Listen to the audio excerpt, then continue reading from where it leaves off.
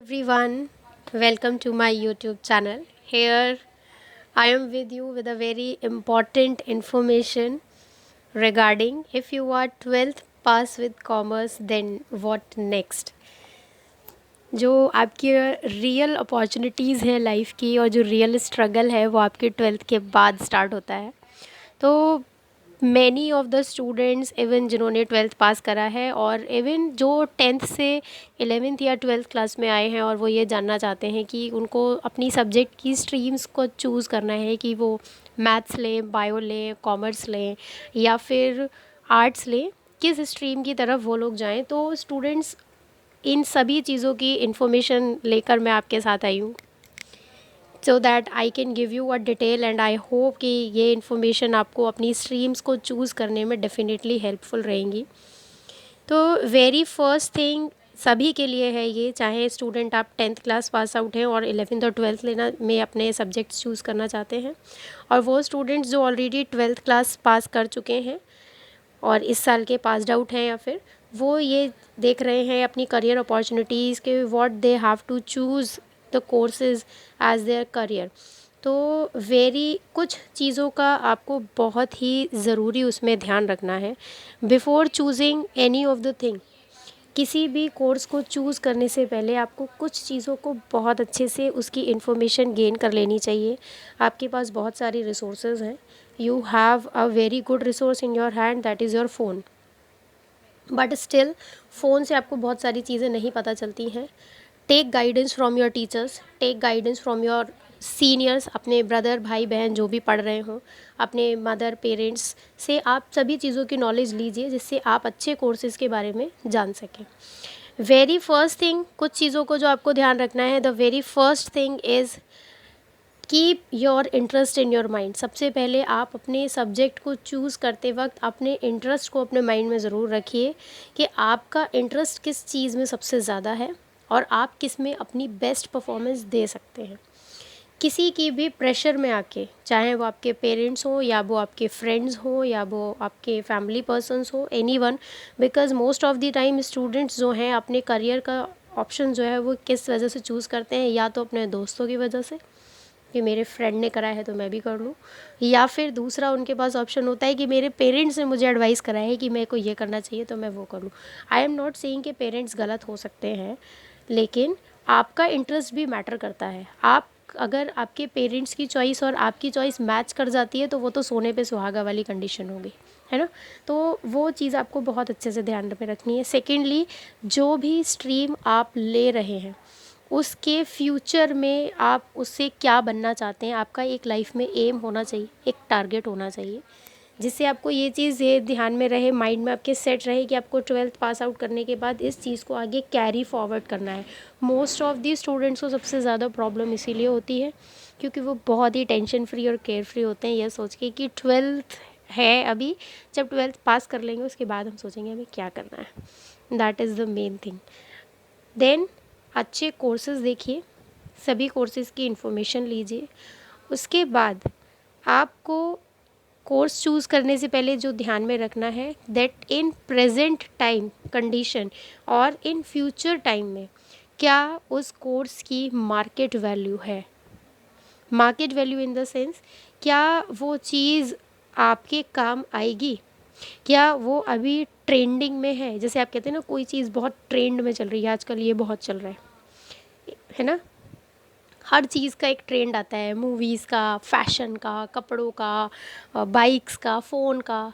पुराना हो गया, हमको नहीं पसंद, वो यूज़लेस है, उसके प्राइजेस फ्लक्चुएट हो जाते हैं। सेम आपकी करियर अपॉर्चुनिटीज़ में भी होता है। तो आपको वो चीज़ों की जो है वो नॉलेज बहुत अच्छे से रखनी है।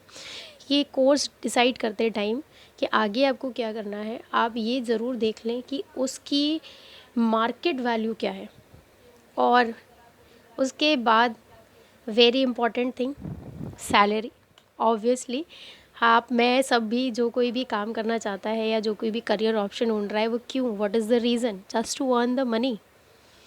तो वो चीज़ भी ज़रूर आपको देख लेनी चाहिए कि अगर आप कोई कोर्स कर रहे हैं तो उस कोर्स को करने के बाद आपको किस तरीके की जॉब मिलेगी और उस जॉब की आपको सैलरी पैकेजेस कितने अवेलेबल होंगे। कहाँ तक होंगे, इसकी भी थोड़ी नॉलेज आप रखिए।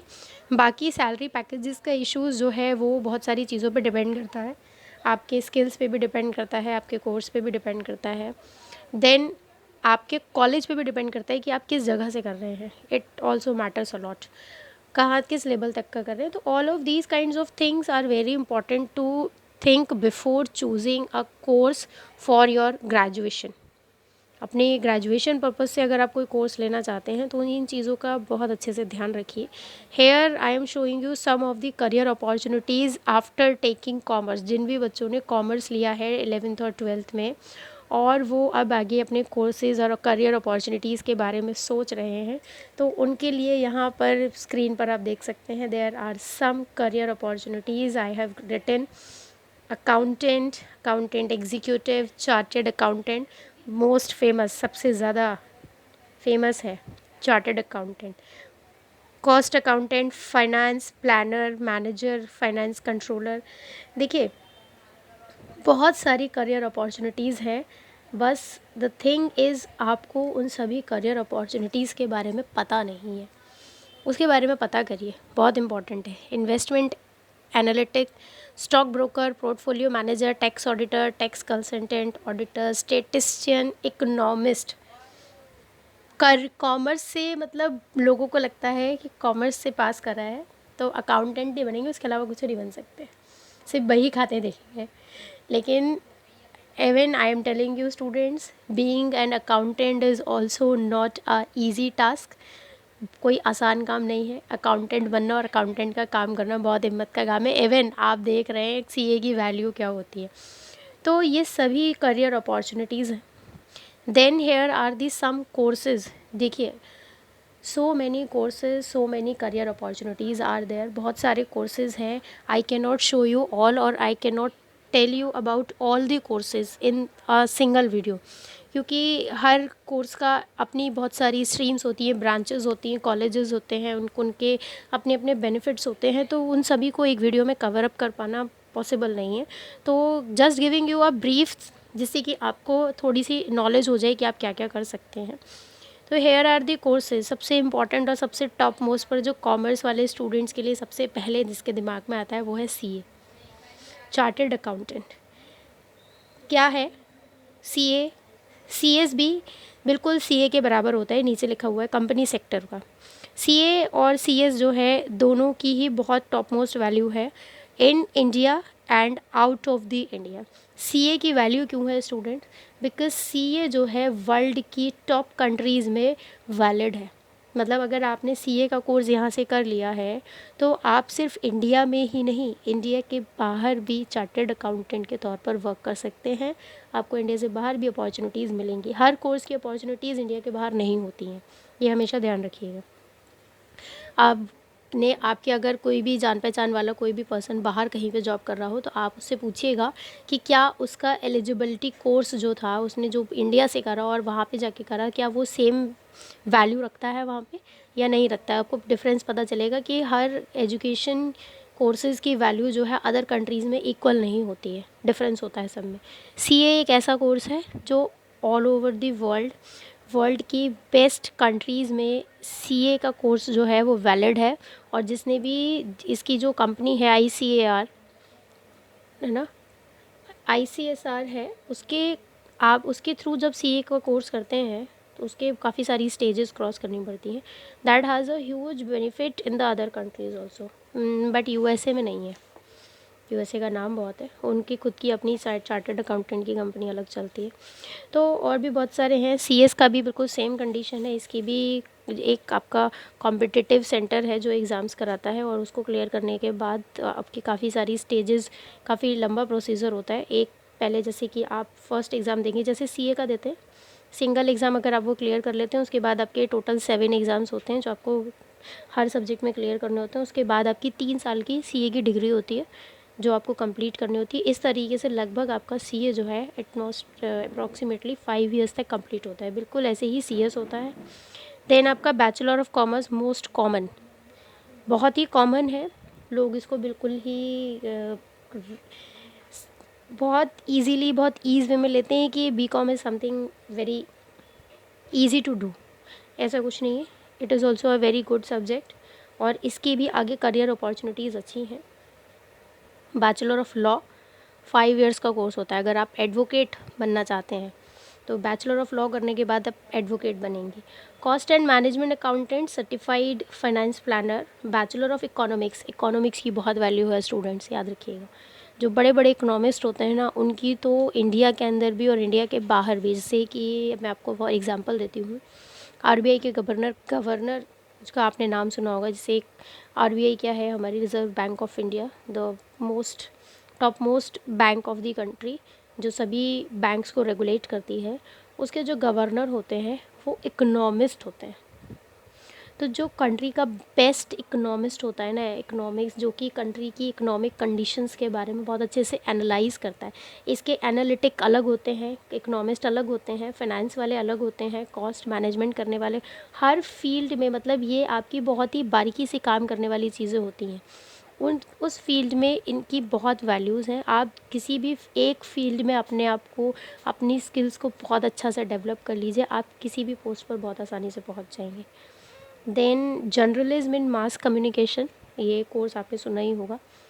मास कम्युनिकेशन आपका like your media reporting, news channels, इस तरीके की चीज़ें होती हैं। ये आपका जर्नलिज्म और मास कम्युनिकेशन में आपके बहुत सारी चीज़ें आती हैं। Bachelor of business administration, BBA 3 years का कोर्स होता है।